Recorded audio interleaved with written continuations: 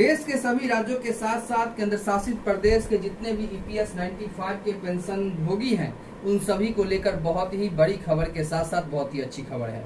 देखिए, आप लोग बहुत दिनों से यानी कि 10 सालों से अपने मांगों पर अड़े हुए हैं कि कब तक सरकार आपको तमाम तरह की सुविधाएं देगी।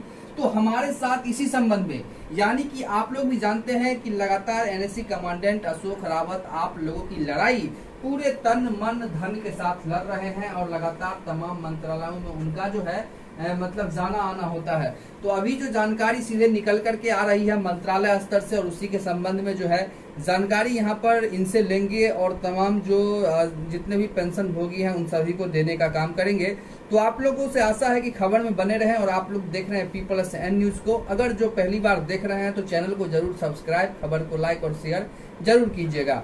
तो सबसे पहले आपसे जानना चाहते हैं, आपका सबसे पहले स्वागत है कि आपने अपना महत्वपूर्ण समय निकाल करके और जितने भी ईपीएस 95 के पेंशन भोगी हैं उन सभी के जीर्णोद्धार के लिए समय निकाला। तो सबसे पहले आपका बहुत बहुत स्वागत है। और अब आप हमको बताइए कि ईपीएस 95 पेंशन भोगी 7500 रुपया का मांग कर रहे हैं, तो क्या लगता है कि 7500 रुपये से इन लोगों को कहीं ना कहीं नवाजा जाएगा? इन लोगों को 7500 रुपये सरकार देने को लेकर के काम करेगी? क्योंकि सरकार ने इनसे लगातार जो है 10 साल पहले यानी कि जो 1000 रुपये बीजेपी की सरकार बढ़ाई थी उसके बाद अभी तक कोई भी इंक्रीमेंट नहीं हुई है। और तमाम नेतागण चुनाव के समय में इन लोगों से जो है मतलब क्या कहते हैं, वादा भी कर लेते हैं कि हम देने का काम करेंगे। तो आखिरकार क्या लगता है आपको कि सरकार इतना करने पर सक्षम होगी? सरकार इतना इन लोगों को देने को लेकर के काम करेगी? जी बिल्कुल सरकार करेगी। और सरकार करेगी मतलब सरकार इन लोगों को 7500 रुपये पेंशन से नवाजेगी। अब ये बताइए कि बातें यहाँ तक भी हो रही है कि पेंशन के साथ साथ इन लोगों को जो है डेयरनेस अलाउंसेस भी दी जाएगी, इसके बाद मेडिकल की फैसिलिटी दी जाएगी, एरियर भी इन लोगों को दी जाएगी। तो इसमें कितनी सच्चाई है, इसके बारे में थोड़ा सा बता दें। देखिए, महंगाई भत्ता तो सरकार बता रही है कि देगी। जी, तो महंगाई भत्ता सरकार देगी, तो आखिरकार कब देगी?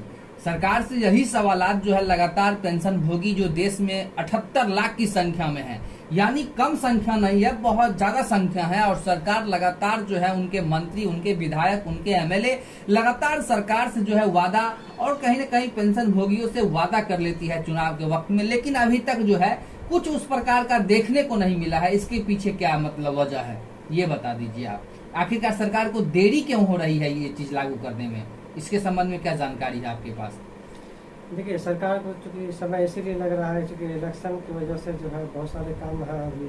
अभी हाल ही में ऑपरेशन सिंदूर हुआ था, इसको विलम्ब हो रहा है। जी, लेकिन ऐसा उम्मीद है कि जैसे हमारी बात हुई है, जी जी, ऐसा उम्मीद है कि इलेक्शन से पहले इसको क्लियर कर दिया जाएगा। मतलब जिस प्रकार से देखा जा रहा है कि इलेक्शन हो रहा है और इलेक्शन की तैयारियों में जो है तमाम अधिकारी पदाधिकारी जुट चुके हैं, इसलिए कहीं न कहीं कागजी कार्रवाई में लेट विलम्ब हो रही है, जिसके वजह से जो है तमाम जो ईपीएस 95 पेंशन भोगी का जो मामला है वो अभी तक अटका पड़ा हुआ है। यही सबसे बड़ी वजह है।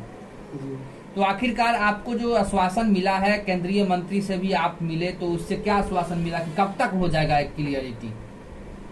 देखिए, तो इलेक्शन के पहले हो जाएगा। मतलब इलेक्शन से पहले उन्होंने कहा है कि हो जाएगा। मतलब जितने भी पेंशन भोगी हैं इस बात पे वो अड़ जाए कि हाँ उन लोगों का काम जो है अब होगा। क्योंकि आपने भी देखा है कि जिस देश में बुजुर्गों को लेकर के सम्मानजनक आंखों से लोग देखते हैं या फिर सम्मानजनक वर्ड इस्तेमाल करते हैं, उसी धरती पर उसी देश में इतनी उनके साथ जातीय हिंसा हो रही है, उनके साथ कहीं ना कहीं सरकार जो है सौतेला व्यवहार कर रही है। देखिए, जो आज तक कंट्रीब्यूट नहीं किए उसको भी सरकार जो है 1000 रुपये दे रही है, जो वृद्धा पेंशन के रूप में दे रही है, लेकिन उन्होंने कंट्रीब्यूट किया है उसके बाद भी उन लोगों को 1000 रुपये मिल रहे हैं।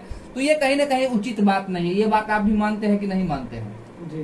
तो आशा है कि उन लोगों को 7500 रुपये का जो मांग है वो पूरा होगा। जी।